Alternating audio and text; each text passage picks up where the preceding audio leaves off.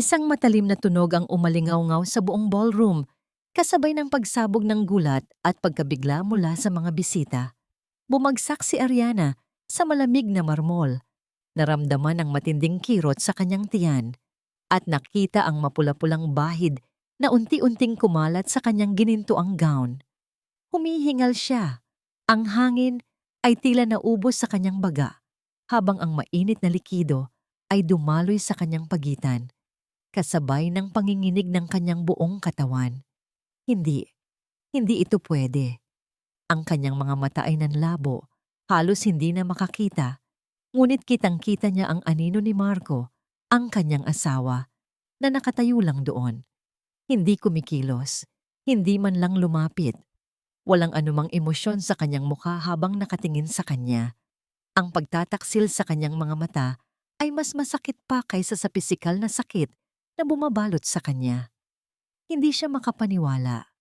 Ang taong pinagkakatiwalaan niya ng buo, ang ama ng kanyang magiging anak, ay pinanood lang siyang pinahihirapan. Sa likod ng mga nagtatakip na palad at bulungan, naroon si Sofia, ang kanyang labi ay nakangisi. Ang kanyang mga mata ay nagniningning sa isang nakakatakot na tagumpay. Dapat ka nang mawala, Ariana. Ang bulong niya, na tila musika sa gitna ng kaguluhan. Ang lahat ng ito ay dapat na akin. Naramdaman ni Ariana ang panginginig ng kanyang panga. Hindi lang ito pisikal na sakit. Ito ay ang pagkawasak ng lahat ng kanyang pinaniniwalaan. Ang pagkawasak ng kanyang pangarap na pamilya. Ang kanyang puso ay parang dinudurog sa libu-libong piraso. Bawat tibok ay nagdadala ng kirot na mas matindi pa kaysa sa suntok na natanggap niya. Bakit? Bakit nagawa ito ni Marcos sa kanya? Sa kanilang magiging anak? Nagsimula ang pananalita ni Sofia. Wala kang lugar dito, Ariana. Ang lalaking mahal mo ay akin. Ang lahat ng karangyaan na ito, ang lahat ng dapat sana ay sa akin. Ang kanyang boses ay puno ng puot, nagpapakita ng isang galit na hindi maintindihan ni Ariana. Pinilit ni Ariana na iabot ang kanyang kamay, umaasang mahahawakan ang kahit anong bagay, kahit anong pwedeng kapitan, ngunit walang lumapit. Ang mga mata ng mga bisita ay puno ng takot, pagkabigla at awa, ngunit walang sino man ang naglakas loob na tumulong.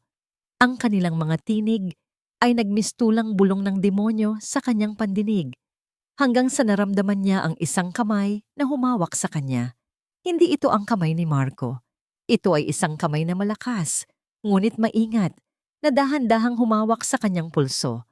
Tumingala si Ariana at sa gitna ng kanyang nanlalabong paningin, nakita niya ang isang estranghero. Matangkad, matipuno. Ang kanyang mga mata ay malalim at seryoso, walang bahid ng takot o awa, tanging isang determinasyon na hindi niya pa nakita kailanman. Si Alexander Ward. Hindi niya ito kilala. Ngunit sa sandaling iyon, ang kamay ni Alexander ang tanging bagay na pwedeng kapitan ni Ariana. Ang tanging bagay na nagpapaalala sa kanya na hindi pa siya tuluyang nag-iisa. Ngunit ang sakit ay mas tumindi, kasabay ng pagdami ng dugo. Ang kanyang isip ay bumigay. Ang huling bagay na naisip niya ay ang kanyang anak. Ang anak niya.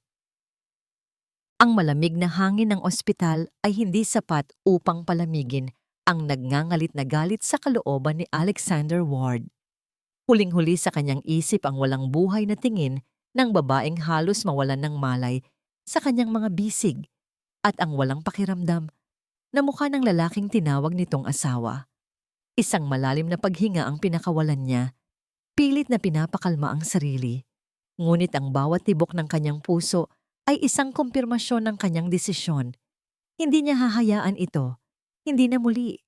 Naglakad siya patungo sa emergency room, kung saan hinarang siya ng isang nurse. "Sir, bawal po kayo sa loob. Ako ang nagdala sa kanya dito." Mariing sagot ni Alexander. Hindi inaalis ang tingin sa pintuan. Kailangan kong malaman ang kanyang kalagayan. Bago pa man makasagot ang nurse, isang boses ang umalingaw-ngaw sa likod niya. "At sino ka naman sa tingin mo para manghimasok sa usapan ng mag-asawa. Lumingon si Alexander. Naroon si Marco, ang asawa ni Ariana, kasama si Sofia na nakakapit sa braso nito, at isang matandang lalaki na may mapagmataas na tindig. Si Don Eduardo, ang ama ni Sofia. Ang kanilang mga muka ay tila walang pakialam, para bang isang maliit na abala lamang ang nangyari. Alexander Ward, pagpapakilala niya, ang kanyang tinig ay kalmado, ngunit may diin. Ang nagdala sa iyong asawa sa ospital, Marco. Umismid si Sofia. Wala kang alam sa nangyari, Ginoo. Hindi ka parte nito. Ang asawa kong si Marco at ako, ayusin namin ang lahat. Huwag kang makialam. Asawa mo? Alexander chuckled. Isang malamig na tunog na nagpataas ng kilay ni Don Eduardo. Sa pagkakaalam ko, si Ariana pa rin ang legal na asawa ni Marco. Namula ang mukha ni Marco. Wala kang karapatang manghusga, Ward. May mga bagay na hindi mo naiintindihan. Ang naiintindihan ko, Marco, tugon ni Alexander, ang kanyang mga mata ay nanliit. Ay may isang babaeng muntik nang mamatay at isang walang kalaban-labang sanggol na nawala. At ikaw, ang asawa niya, ay nanood lang. Ang tension sa pagitan nila ay nagpalabas ng lamig sa buong pasilyo. Si Don Eduardo ang bumasag sa katahimikan. Alexander Ward, kilala kita. Ang iyong pamilya ay mayaman at makapangyarihan, ngunit ang aming pamilya ay hindi mo kayang kalabanin. Mas mabuting manahimik ka bago pa magkaroon ng di kanais-nais na insidente. Ang banta ay malinaw, ngunit imbes na matakot, mas lalong nag-alab ang loob ni Alexander. Isang matalim na sakit ang bumalik sa kanyang alaala, ang mukha ng kanyang kapatid na babae. Ang huling beses niyang nakita ito, puno ng pasa at takot. Bago ito mawala sa kanya dahil sa kapabayaan at kawalang katarungan. Hindi niya hahayaan na mangyari ito muli. Ang insidente ay nangyari na, Don Eduardo, Alexander said. Ang kanyang tinig ay bumaba sa isang mapanganib na bulong. At tinitiyak ko sa iyo, ito ay magkakaroon ng karampatang parusa. Agad niyang tinawagan ang kanyang kaibigan, si Thomas Blake, isang mahusay na abogado na may matalas na isip. Thomas, kailangan kita. Ngayon na. May isang kaso tayo, isang babae ang inatake at ang asawa niya ay wala man lang ginawa. Ilang sandali pa lumabas ang doktor. Sino po ang pamilya ni Miss Ariana de la Cruz? Lumapit si Alexander. Ako po, kaibigan niya. I'm sorry, sir. Ang pasyente po ay ligtas na, ngunit huminto ang doktor. Ang kanyang muka ay puno ng lungkot. Hindi po namin nailigtas ang sanggol. Nawalan po siya ng matinding dugo.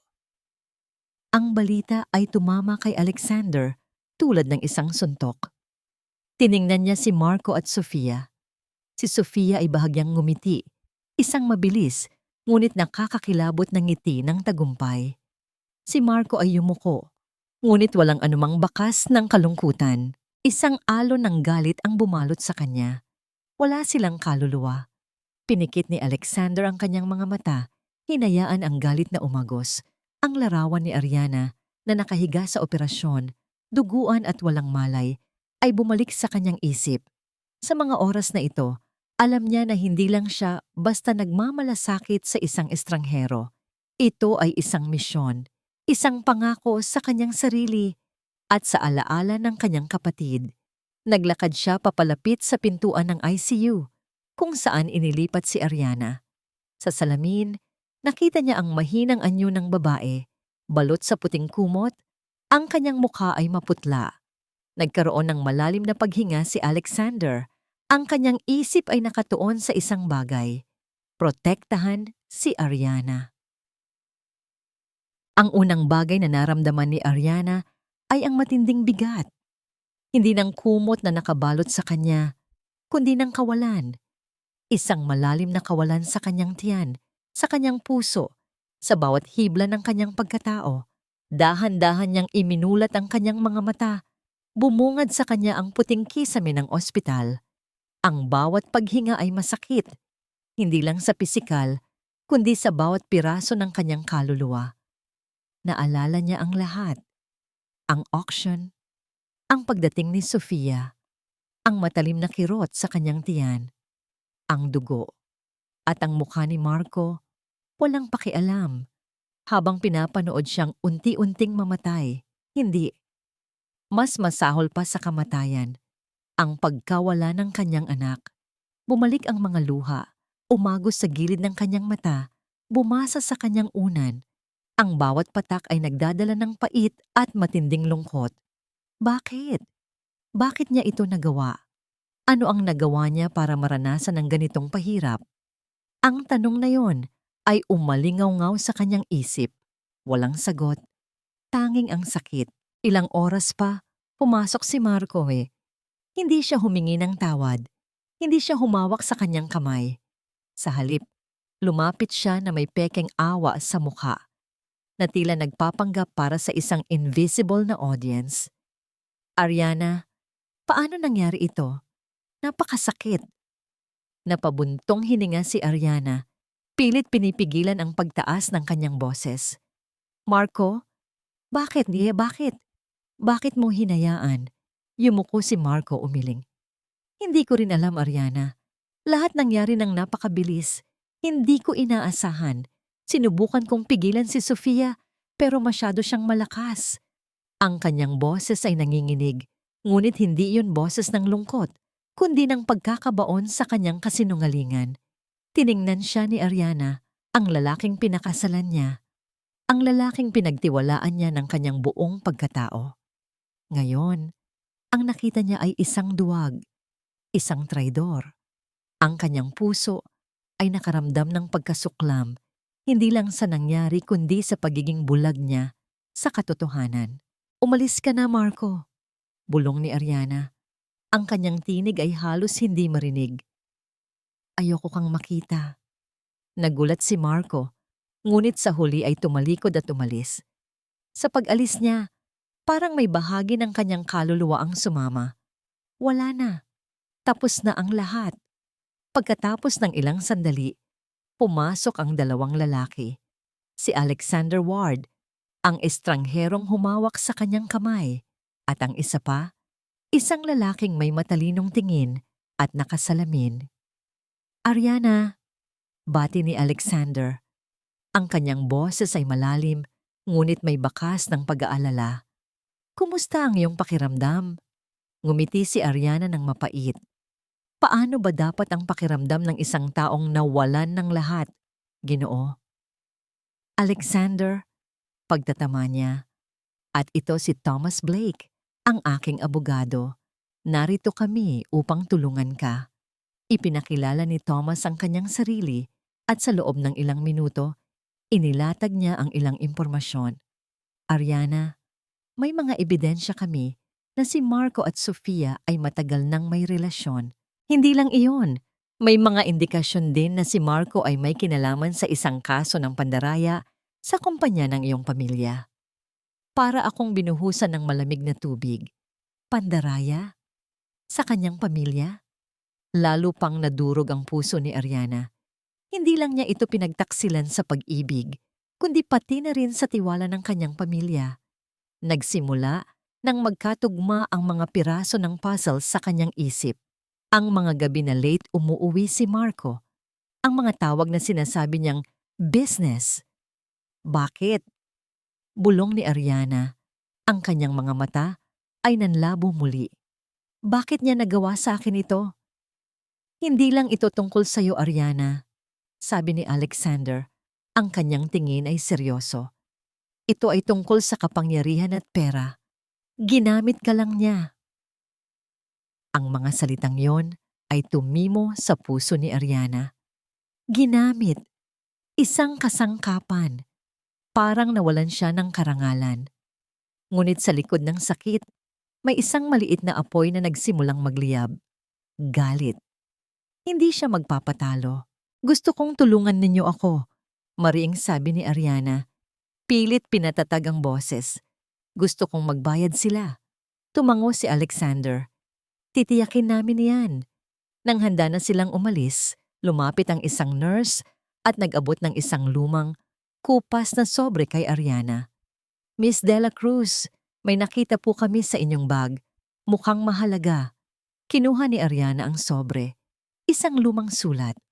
Ang kanyang kamay ay nanginginig nang buksan niya ito. Ang pamilyar na sulat kamay. Ang pamilyar na amoy ng papel. Minamahal kong Ariana, kung nababasa mo ito, siguro'y wala na ako sa mundong ito. Pero gusto kong malaman mo, mahal kita. At kung magkaroon man tayo ng pagkakataon, gusto ko na sana'y magkaroon tayo ng anak. Isang pamilya. Patawad kung hindi ko na kayang gawin yan ngayon. Si David, ang kanyang first love. Ang lalaking bigla na lang nawala sa kanyang buhay. Nagsimulang umikot ang kanyang isip. Ang mga araw na kasama niya si David. Ang mga alaala na matagal na niyang ibinaon. Ang huling gabi nila bago siya umalis. Isang matalim na hinala ang bumulaga sa kanyang isip. Ang sakit sa kanyang tiyan. Ang pagkawala ng kanyang anak. Kung ang sulat na ito ay nangangahulugang, "Hindi!" bulong ni Ariana. Ang kanyang mga mata ay nanlaki sa gulat. Isang bagong sakit, mas malalim pa sa pagtataksil, ang bumalot sa kanya. Hindi ito maaaring mangyari.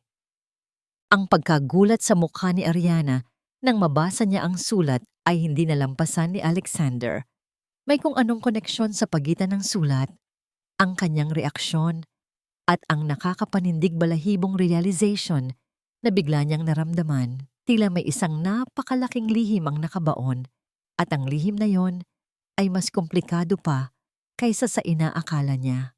Ang kanyang instinct ay nagsasabi sa kanya na ang kasong ito ay mas malalim pa sa pagtataksil at pandaraya. Pinanood niya ang pag-alis ni Ariana kasama ang kanyang kapatid na babae, si Althea, na kinuha siya mula sa ospital. Ang kanyang puso ay nakaramdam ng bahagyang kurot.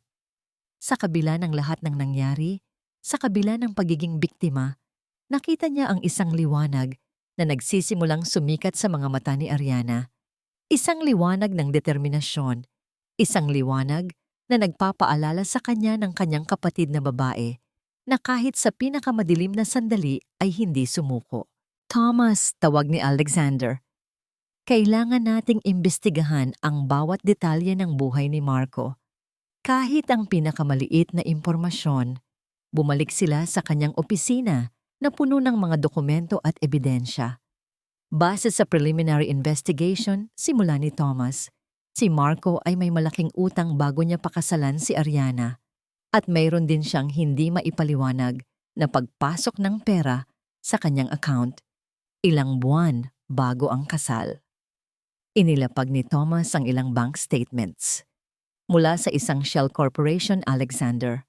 Ang pangalan ng kumpanya ay Viridian Holdings at ang may-ari nito ay hindi basta-basta. Alexander's eyebrows furrowed. Sino? Si Don Eduardo, ang ama ni Sofia. Sagot ni Thomas, ang kanyang boses ay puno ng pagkabigla. Ito ay nagpapatunay na may connection sila. Hindi lang ito basta affair, mas malalim pa. Biglang nagkaroon ng kahulugan ng lahat. Ang pagdating ni Sofia, ang agresibong pag-atake, ang pagkakapit niya kay Marco. Hindi lang ito tungkol sa selos, ito ay tungkol sa kapangyarihan at pera. Ginamit ni Marco si Ariana upang makapasok sa pamilya de la Cruz at makakuha ng pera mula sa kumpanya na may basbas ni Don Eduardo. Kailangan nating alamin ang lawak ng kanilang operasyon, Thomas. Mariing sabi ni Alexander. Kung kaya nilang gumamit ng Shell Corporation, marami silang tinatago. Habang abala sila sa pag-imbestiga, hindi maiwasan ni Alexander na isipin si Ariana. Tinawagan niya ang ospital para kumpirmahin ang pag-alis nito. Natanggap niya ang balita na sa bahay ni Althea, siya pansamantalang maninirahan. Nang gabing iyon, nagtungo si Alexander sa isang sikat na restaurant para sa isang business dinner. Ngunit bago pa man siya makapasok, nakita niya si Marco at Sofia na magkasama, masaya at naglalakad sa red carpet, na may mga kamera na kumukuha ng kanilang larawan. Nag-post pa sila na tila sila ang pinakamasayang mag-asawa. Hindi ko inaakala na napakabilis silang makakabalik sa ganitong eksena. Bulong niya sa kanyang sarili. Ang kanyang panga ay nagngangalit. Kinabukasan, lumabas ang mga headlines. Hindi lang tungkol sa pag-atake, kundi tungkol sa nervous breakdown ni Ariana. Pinipilit nilang palabasin na may sakit sa pag-iisip si Ariana at ang lahat ng nangyari ay dulot ng kanyang kondisyon. This is unacceptable. Alexander hissed, hawak ang pahayagan. Ginagamit nila ang media para sirain ang pangalan ni Ariana. Standard procedure yan, Alexander, sabi ni Thomas. Kapag hindi nila kayang talunin ang katotohanan, sisirain nila ang reputasyon ng biktima. Ngunit sa kabila ng lahat, nakita ni Alexander ang isang video online. Isang maliit na news report na nagpapakita kay Ariana. Sa wheelchair pa, ngunit nakikipag-usap sa isang therapist. Kahit mahina pa, nakita niya ang liwanag sa kanyang mga mata. Hindi siya sumusuko. Nagsasanay siya.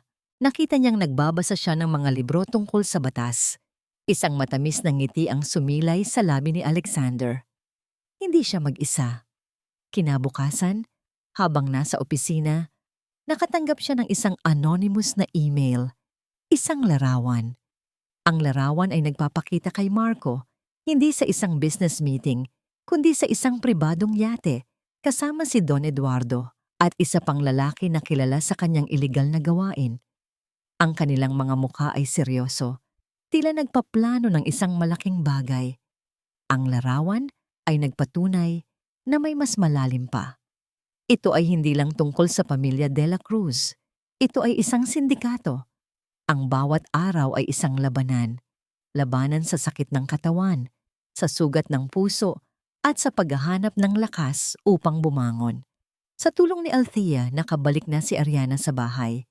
Ang bahay na ito, na dati ay puno ng pag-asa para sa kanyang magiging pamilya, ngayon ay tila isang malaking, malamig na kulungan ng mga alaala.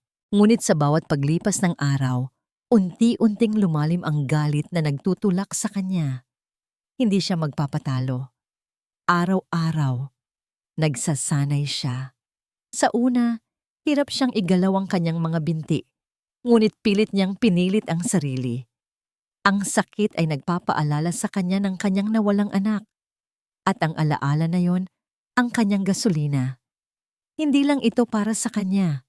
Ito ay para sa sanggol na hindi nabigyan ng pagkakataon. Si Thomas ay palaging dumarating, nagdadala ng mga dokumento at mga aklat tungkol sa batas. Sa simula, ang mga salitang legal ay tila insik sa kanya. Ngunit sa bawat pahina na binabasa niya, unti-unting lumilinaw ang lahat. Nagsimula siyang maunawaan ang proseso, ang mga karapatan niya, at ang mga hakbang na kailangan nilang gawin. Nakita niya ang paghanga sa mga mata ni Thomas. Mabilis kang matuto, Ariana. Sabi ni Thomas isang hapon. May matalas kang isip. Ngumiti si Ariana ng mapait. Ang matalim na isip ay hindi sapat para pigilan ang nangyari, Thomas. Ngunit sa likod ng sakit, may isang lihim na patuloy na bumabagabag sa kanya. Ang sulat ni David. Ang sulat na nagpahiwatig ng posibilidad na ang nawala niyang anak ay hindi kay Marco. Ang ideyang iyon ay parehong nagpapahirap at nagbibigay ng kakaibang ginhawa. Kung hindi kay Marco, ibig sabihin, hindi niya ito ipinanganak sa isang traidor. Isang hapon, habang nagpapahinga siya sa hardin, inilabas niya muli ang sulat. Bawat linya ay nagbalik sa kanya sa nakaraan. Si David, ang kanyang unang pag-ibig. Ang lalaking nawala sa kanya nang walang paalam. Ang lalaking nagpangarap silang magkaroon ng pamilya. Naalala niya ang huling gabi nila. Isang gabi na puno ng pangako at pag-asa bago siya umalis para sa isang scholarship sa ibang bansa at hindi na muling bumalik.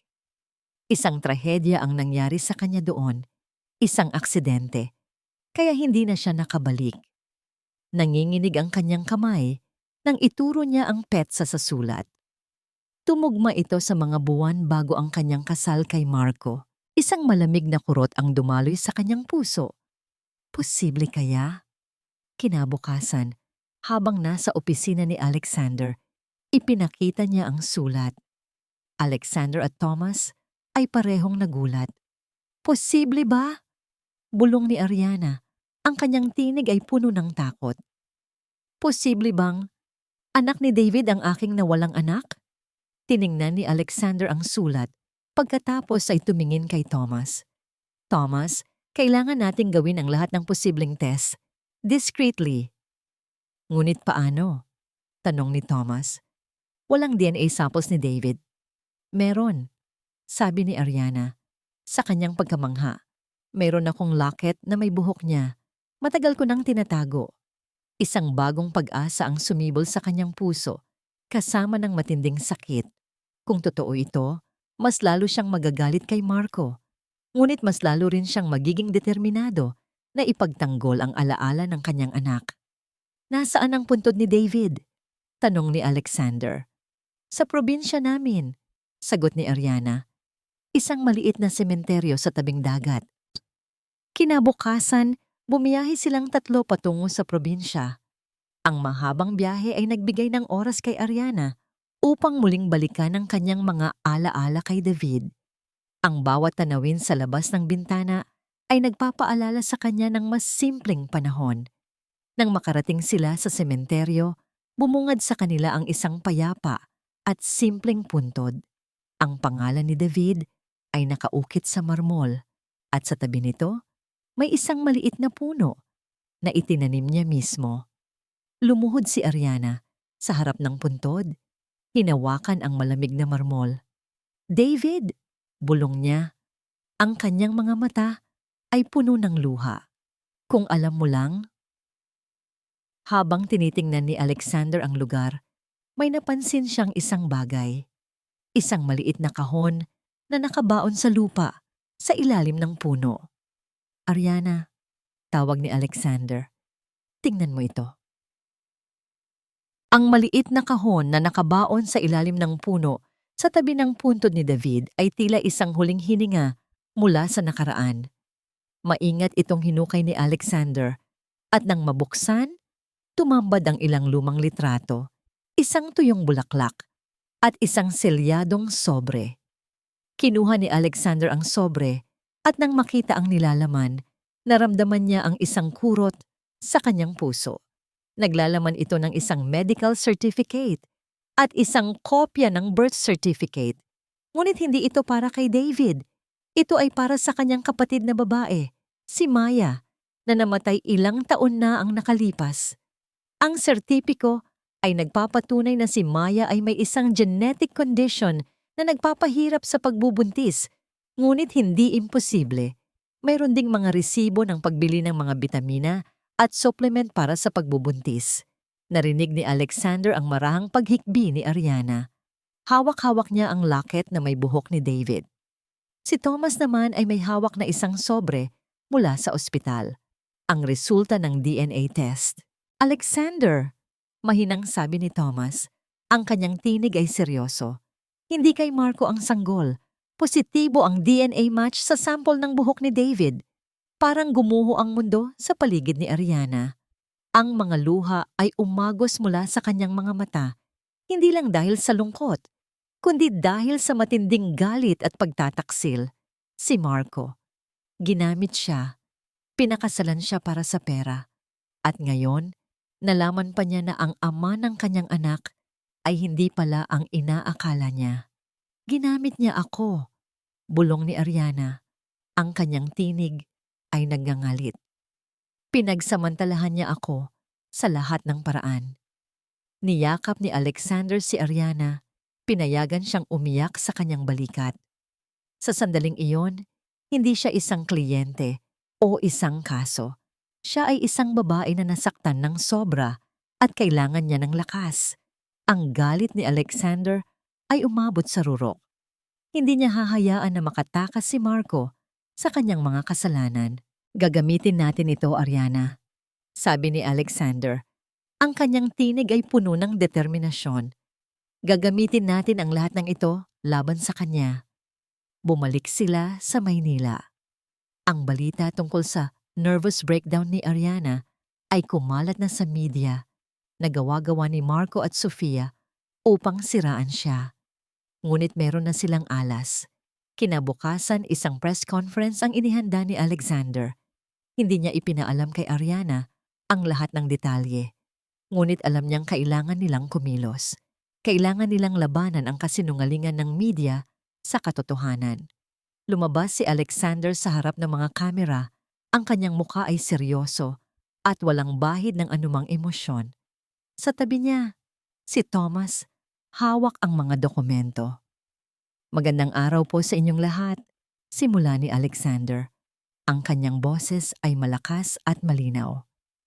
Narito po kami upang linawin ang mga issue na bumabalot sa pangalan ni Miss Ariana de la Cruz. Nagsimula siyang ilahad ang mga ebidensya, ang DNA test, ang sulat ni David, ang connection ni Marco sa Shell Corporation ni Don Eduardo. Ang lahat ng kasinungalingan ay unti-unting nabubunyag. Si Miss Ariana de la Cruz ay hindi nagkaroon ng nervous breakdown. Patuloy ni Alexander, ang kanyang mga mata ay nanliit. Siya ay biktima ng karahasan, pandaraya, at paninira ng pangalan.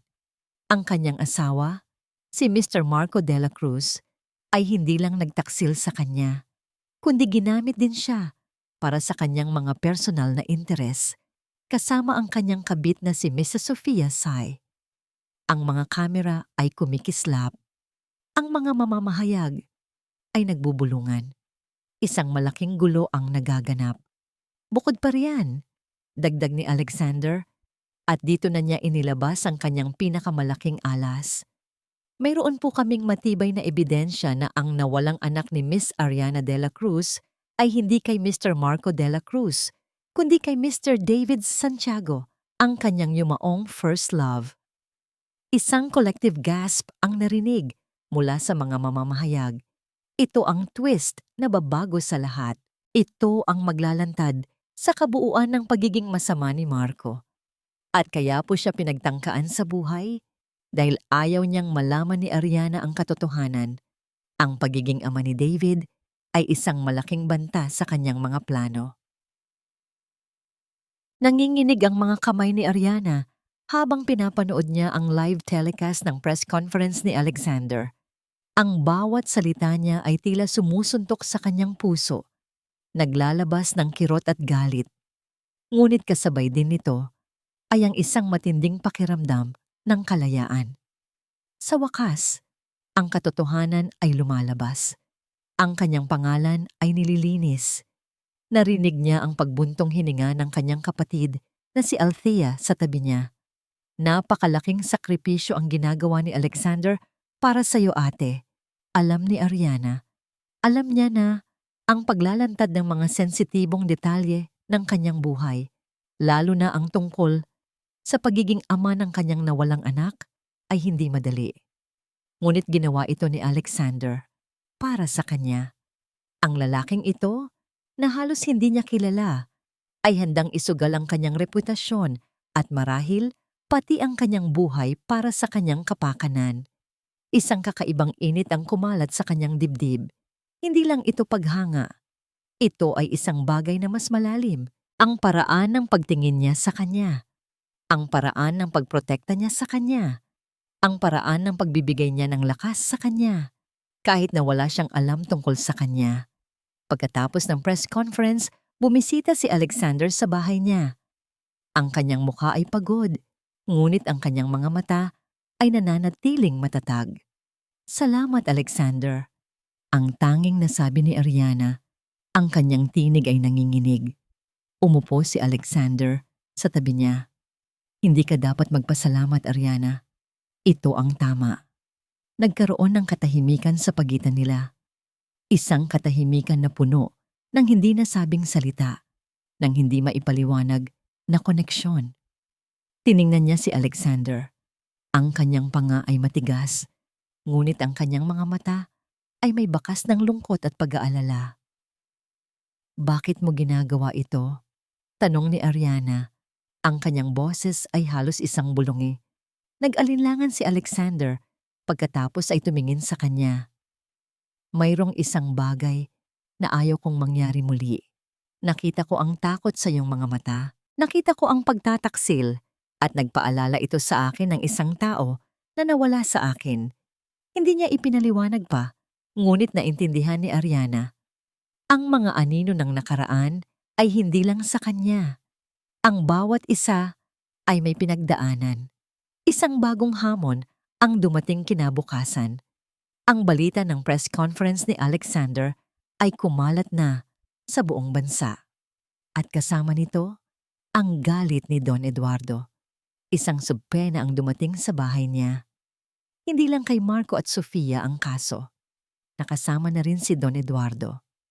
At ang abogado na ipapadala ni Don Eduardo ay isa sa pinakamakapangyarihan sa bansa. Naramdaman ni Ariana ang takot. Kaya ba natin ito, Alexander? Ang pamilya C ay napakalakas. Ngunit bago pa man makasagot si Alexander, nakatanggap sila ng mas masamang balita. Isang mahalagang saksi na dapat sanang magpapatunay sa pandarayan ni Marco ay biglang nawala. Walang bakas. Tila pinatahimik na. Hindi ito maganda, sabi ni Thomas. Ang kanyang muka ay seryoso. Ginagawa nila ang lahat para takpan ang kanilang mga kasalanan. Naramdaman ni Ariana ang panginginig ng kanyang mga kamay. Nagsisimula na silang matalo. Nagsisimula na siyang mawalan ng pag-asa. Kung hindi nila kayang labanan ang ganitong kapangyarihan, paano pa siya makakakuha ng katarungan? Habang papalabas si Alexander mula sa bahay niya, isang putok ng baril ang umalingaw-ngaw. Ang putok ng baril ay umalingaw-ngaw sa gabi. Nagpalabas ng lamig sa buong katawan ni Thomas.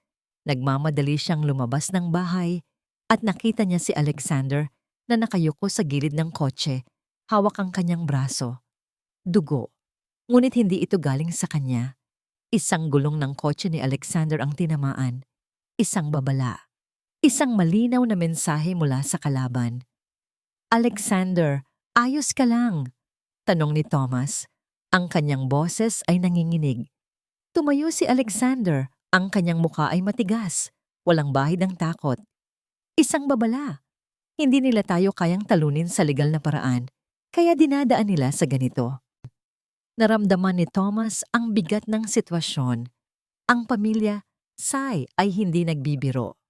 Handang-handa silang gumawa ng anumang bagay para protektahan ang kanilang pangalan at interes. Ang presensya ni Don Eduardo sa kasong ito ay nagpapataas ng pusta. Kinabukasan, lumitaw sa mga headlines ang insidente sa bahay ni Ariana. Siyempre, ang bersyon ng pamilya Sai ay ito ay isang aksidenteng pamamaril na walang kinalaman sa kanilang kaso. Ang media, na kontrolado ng pera ni Don Eduardo, ay sinisikap na bawasan ang pinsala. Sa korte, ang laban ay mahirap.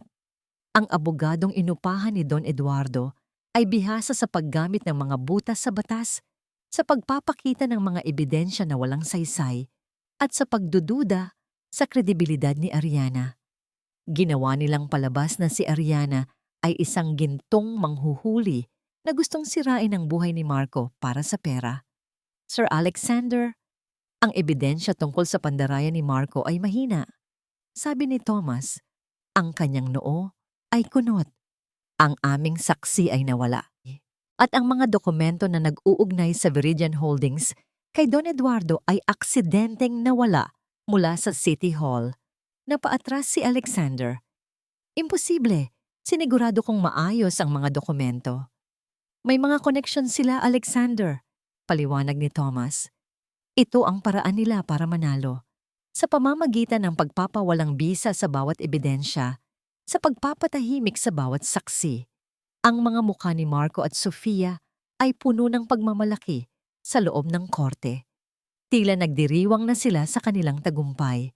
Ang bawat sandali sa loob ng korte ay isang pahirap para kay Ariana. Naroon siya, nakaupo, pinipilit na maging matatag, ngunit nakita ni Thomas ang sakit at pagkadismaya sa kanyang mga mata. Isang gabi, habang nag-iisa si Thomas sa kanyang opisina, iniisip niya ang lahat ng mga posibilidad. Kung paano nila matatalo ang pamilya Sai. Kung paano nila makukuha ang katarungan para kay Ariana. Ang kanyang isip ay gulong-gulo. Pakiramdam niya ay nasa bingit na sila ng pagkatalo. Biglang nag-flash sa kanyang isip ang isang lumang kaso. Ilang taon na ang nakalipas. Isang kaso na kinasangkutan ng isang dating kaklase ni Thomas na nagtatrabaho sa isang maliit na firm na nag-specialize sa financial crimes. Naalala niya ang mga kwento ng kanyang kaklase tungkol sa isang ghost company na ginagamit para sa money laundering. Viridian Holdings, bulong ni Thomas sa sarili. Parang narinig ko na ang pangalan na iyan sa isang lumang file. Nagmadali siyang pumunta sa kanyang storage room. Naghalukay siya sa mga lumang kahon na puno ng mga dokumento mula sa mga nakaraang kaso. Ang kanyang mga mata ay nanlabo. Ang kanyang mga kamay ay nangangati. Ngunit pilit niyang hinahanap ang isang bagay. Isang bagay na pwedeng makatulong. Pagkatapos ng ilang oras ng paghahanap, nakita niya ito. Isang lumang folder, nakasulat ang pangalan ng dating firm ng kanyang kaklase. Sa loob nito, isang stack ng mga lumang financial reports. At sa pinakailalim, isang pahina na naglalaman ng diagram. Isang complex na diagram ng mga shell companies. At sa gitna, ang pangalan ng Viridian Holdings. At sa gilid ng diagram, merong isang handwritten note. Eduardo C. Mastermind. Napasinghap si Thomas. Hindi lang ito basta pandaraya. Hindi lang ito basta money laundering. Ito ay isang detalyadong plano na nagsimula pa maraming taon na ang nakalipas. Ang diagram na ito ay nagpapakita ng buong network, ang lahat ng mga transaksyon, at ang lahat ng mga taong kasangkot. Ito ay isang kaso ng seguro, isang kaso ng reserva para sa mga malalaking transaksyon. Ito ay ang kanilang pinakamalaking alas, isang alas na hindi nila inaasahan. Ang liwanag ng umaga ay tila walang epekto sa bigat ng kapaligiran sa opisina ni Alexander. Matapos ang babala na yon sa kanyang kotse at ang pagkawala ng kanilang saksi, ang morale ay bumaba. Si Ariana ay tahimik. Ang kanyang mga mata ay puno ng pagod. Ngunit meron pa ring ningas ng galit sa kaibuturan nito. Si Thomas naman ay tila pagod na pagod. Ngunit ang kanyang mga mata ay nagniningning na tila may kakaibang pag-asa. Thomas, may balita ka ba? Tanong ni Alexander. Ang kanyang tinig ay nag-aalala. Inilapag ni Thomas ang isang makapal na folder sa mesa. Ang kanyang muka ay seryoso. Alexander, Ariana, ito ang makapagpapabagsak sa kanila. Binuksan ni Thomas ang folder at doon tumambad ang isang detalyadong diagram ng isang money laundering scheme na may maraming pangalan ng kumpanya at bank account. Sa gitna, ang pangalan ng Viridian Holdings at sa ilalim nito, ang pangalan ni Don Eduardo C. Ito ay mula sa isang lumang kaso na napanalunan namin ng aking dating kasamahan. Paliwanag ni Thomas. Ang Viridian Holdings ay isang shell corporation na ginagamit ni Don Eduardo para sa kanyang mga iligal na transaksyon at kasama sa mga transaksyon na iyon ang malaking halaga ng pera na inilipat kay Marco bago siya pakasalan si Ariana. Naalala ni Alexander ang anonymous email at ang larawan ni Marco kasama si Don Eduardo sa yate. Ang lahat ng piraso ay nagsisimula nang magkonekta. Hindi lang ito pandaraya sa kumpanya ni Ariana. Ito ay isang mas malaking operasyon. Ito ang proof. Bulong ni Ariana. Ang kanyang mga mata ay nanlaki. Ito ang magpapatunay na ginamit ako ni Marco at na si Don Eduardo ay kasabwat sa lahat ng ito. Ngunit paano natin ito ilalabas sa korte? Tanong ni Alexander. Sigurado akong susubukan nilang pigilan tayo. Hindi na nila ito kayang pigilan, sabi ni Thomas. Ang isang nangiti ay sumilay sa kanyang labi. Mayroon akong kopya ng lahat ng ito at nasa safe place at nag-setup na rin ako ng isang contingency plan kung sakaling may mangyari sa amin. Isang bagong pag-asa ang sumibol sa puso ni Alexander. Ang liwanag sa dulo ng tunnel ay mas maliwanag na ngayon, ngunit alam niyang hindi ito magiging madali. Kailangan pa rin nilang harapin ang galit at kapangyarihan ng pamilya Si. Kailangan nating maging handa para sa lahat, sabi ni Alexander. Sigurado akong susubukan nilang pigilan tayo bago pa man tayo makapunta sa korte. Nagkaroon sila ng detalyadong plano. Si Thomas ang mangangasiwa sa mga legal na aspeto. Tinitiyak na ang lahat ng dokumento ay maipasa sa tamang oras at sa tamang paraan. Si Alexander naman ang mangangalaga sa seguridad ni Ariana at sa pangkalahatang sitwasyon gamit ang kanyang koneksyon sa media upang masiguro na hindi mabibiktima muli si Ariana sa paninira ng pangalan. Kinagabihan, bago ang huling araw ng pagdinig sa korte, nagkita si Alexander at Ariana. Tahimik silang naglakad sa tabing dagat. Ang hangin ay marahang humahaplos sa kanilang mga mukha. "Natatakot ako, Alexander," bulong ni Ariana. Ang kanyang kamay ay nanginginig. "Natatakot ako na baka hindi pa rin sapat." Hinawakan ni Alexander ang kanyang kamay. Mahigpit. "Hindi ka mag-iisa, Ariana. Nandito kami. Lalaban tayo hanggang sa huli." Tumingin sa kanya si Ariana. Sa mga mata ni Alexander, nakita niya hindi lang ang tapang, kundi ang pag-aalala. Ang kanyang puso ay nakaramdam ng isang kakaibang init. Sa lahat ng nangyari, sa lahat ng sakit, mayroon siyang nakitang pag-asa sa lalaking ito. Isang pag-asa para sa hinaharap na puno ng kapayapaan at pag-ibig. "Salamat," sabi ni Ariana. Ang kanyang boses ay puno ng emosyon. Yumuko si Alexander at marahang hinalikan ang kanyang noo. Isang halik na puno ng pangako. Pangako ng proteksyon. Pangako ng pag-ibig. Kinabukasan, sa pagpasok nila sa korte, nakita nila si Marco, Sofia at Don Eduardo. Ang kanilang mga mukha ay puno ng kumpiyansa na tila sigurado na sila ang mananalo. Hindi nila alam kung anong sorpresa ang naghihintay sa kanila. Ang digmaan ay magsisimula na.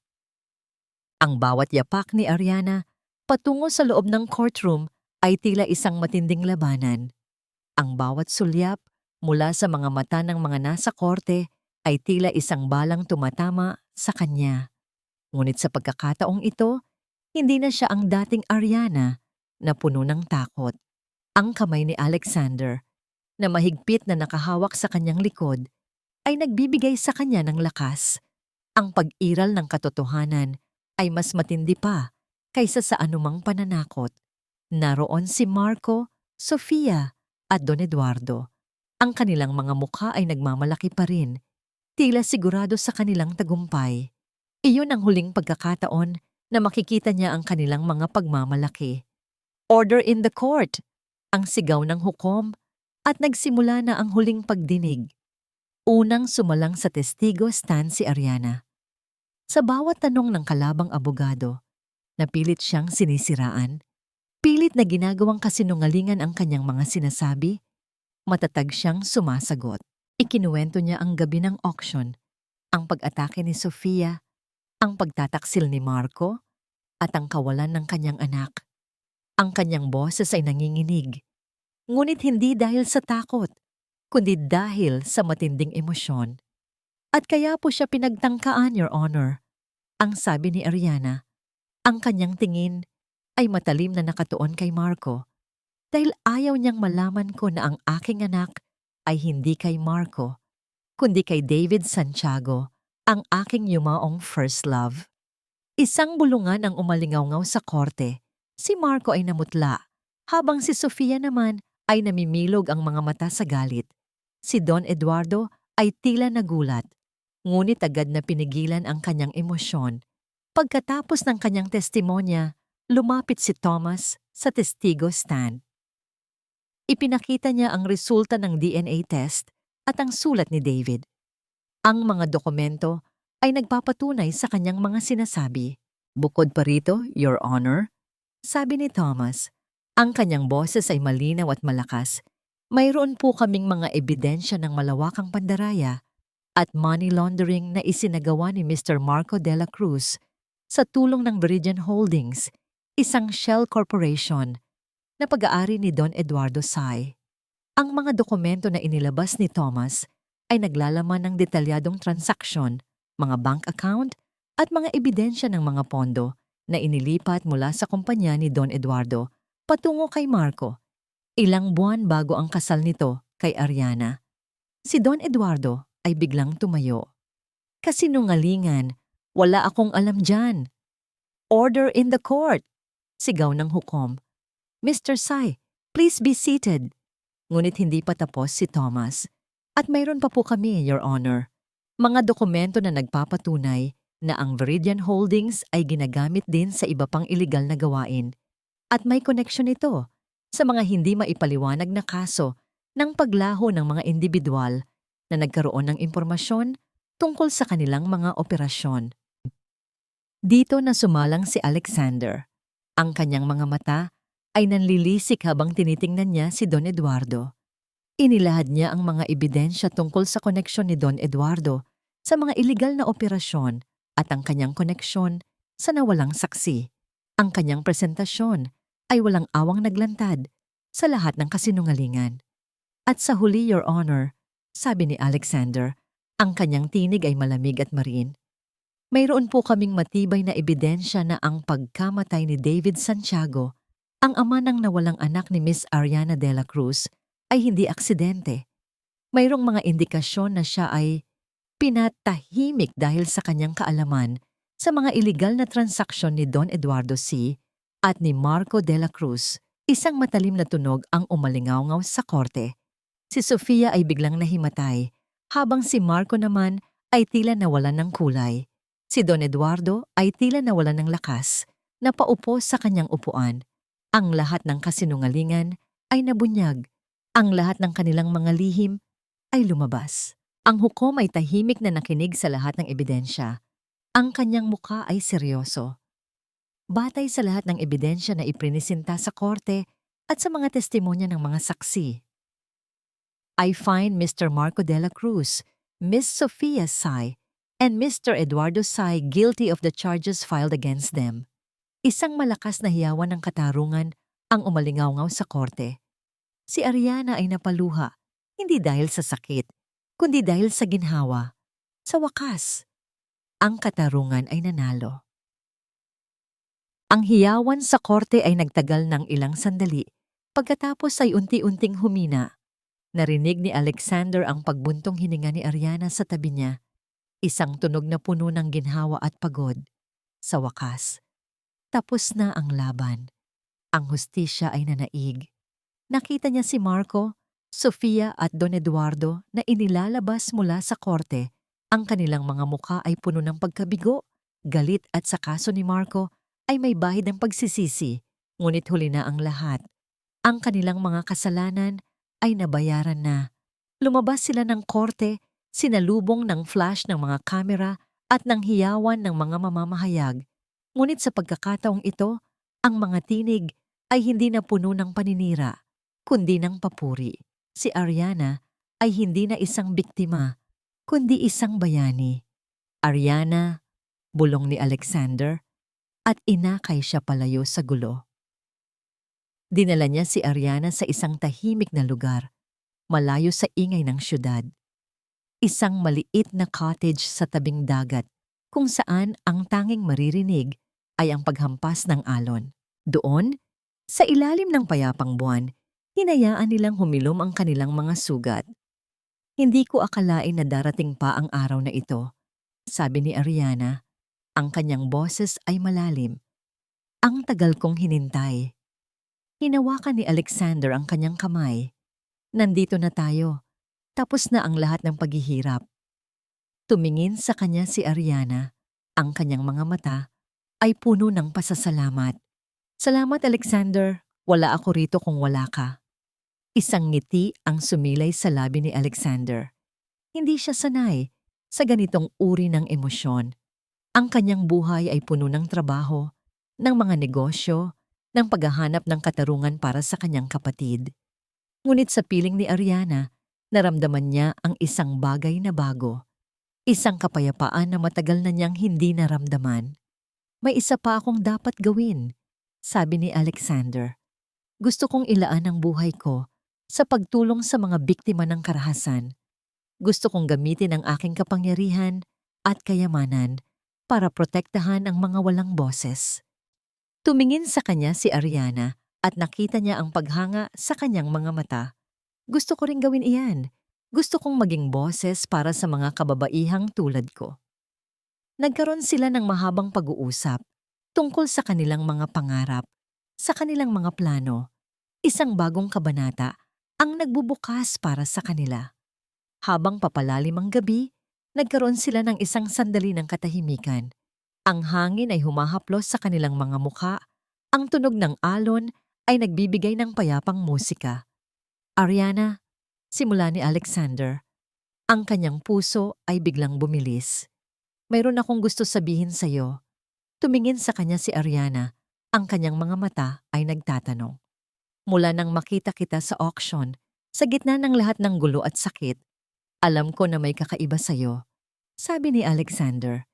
Nakita ko ang iyong tapang, ang iyong lakas, at kahit sa pinakamadilim na sandali, nakita ko ang liwanag sa iyong mga mata.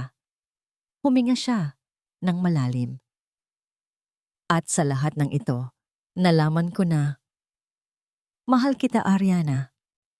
Ang mga salitang iyon ay tila musika sa pandinig ni Ariana. Ang kanyang mga mata ay lumaki sa gulat, pagkatapos ay napuno ng luha. Ngunit sa pagkakataong ito ay luha ng kaligayahan. Mahal din kita, Alexander, bulong ni Ariana, at niyakap siya ng mahigpit. Isang yakap na puno ng pag-ibig, pag-asa, at isang pangako ng hinaharap. Gusto kong manatili ka sa tabi ko, Ariana, sabi ni Alexander. Inilabas ang isang maliit na kahon mula sa kanyang bulsa. Sa loob nito, isang simpleng singsing, ngunit kumikinang sa ilalim ng buwan. Gusto mo bang pakasalan ako?